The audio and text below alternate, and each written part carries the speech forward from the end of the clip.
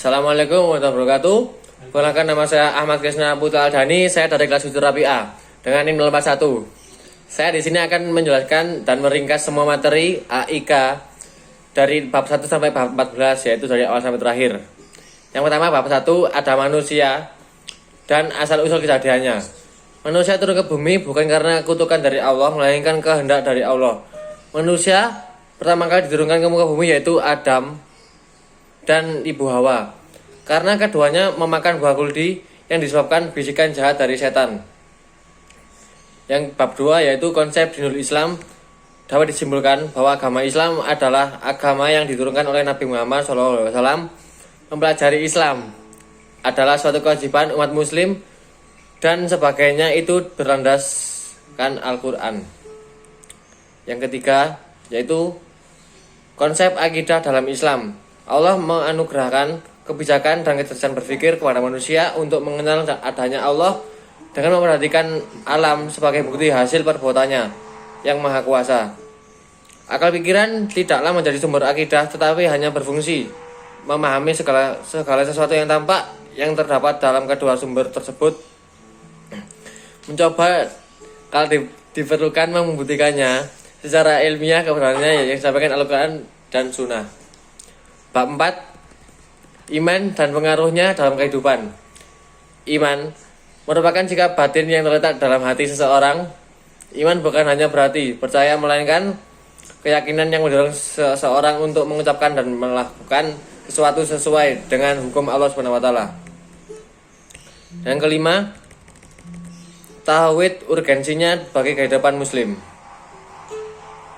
Tauhid adalah ilmu yang mempelajari tentang keesaan Allah, di mana Allah itu satu, tidak ada yang menggantikan, dan maka tidak ada zat yang serupa dengan zat Allah. Tauhid juga diartikan sebagai meyakini kebenaran ajaran Allah yang diturunkan dan disebarkan oleh para rasulnya. Yang keenam,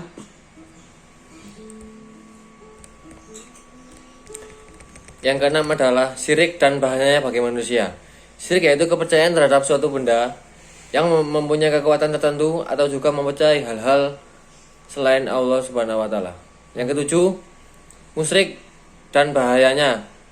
Al-Quran mengatakan bahwa orang yang mempersatukan Allah, sesungguhnya mereka telah memperlakukan dosa besar yang tidak dapat diampuni oleh Allah. Yang kedelapan, akidah rohaniyah yang disebut yaitu alam dan makhluk gaib. Akidah rohaniyah secara metafisis yaitu meyakini, menjiwai, memahami segala sesuatu yang berhubungan dengan sifat gaib, tidak terdeteksi oleh panca indera. Umat manusia sering sekali salah memahami dan mendeskripsikan tentang makhluk hidup yaitu gaib, jin, iblis, dan setan. Yang kesembilan, iman kepada Rasul. Iman kepada Rasul Allah berarti meyakini secara sepenuh hati bahwa Allah mengutuskan Rasul untuk menyampaikan pesan-pesan Allah kepada umat manusia. Yang ke-10, iman kepada hari akhir. Hari kiamat adalah hari di mana terjadinya kehancuran alam semesta dan segala kehidupan di muka bumi ini, dan orang muslim harus mengimani hari kiamat. Dan ke-11, ibadah pembentukan perilaku positif. Ibadah memberikan pengaruh yang sangat signifikan terhadap aktivitas manusia itu sendiri, baik secara pribadi, keluarga, masyarakat, bahkan bernegara. Hubungan ketaatan ibadah dengan perilaku sosial dalam kehidupan sehari-hari, yaitu sebagai pemberi ketenangan, rasa terlindung, dan rasa cinta kasih terhadap sesama. Dan ke-12 adalah sholat. Sholat merupakan inti kunci dari segala ibadah, juga merupakan tiang agama. Dengan agama bisa tegak, dengan pula agama bisa runtuh.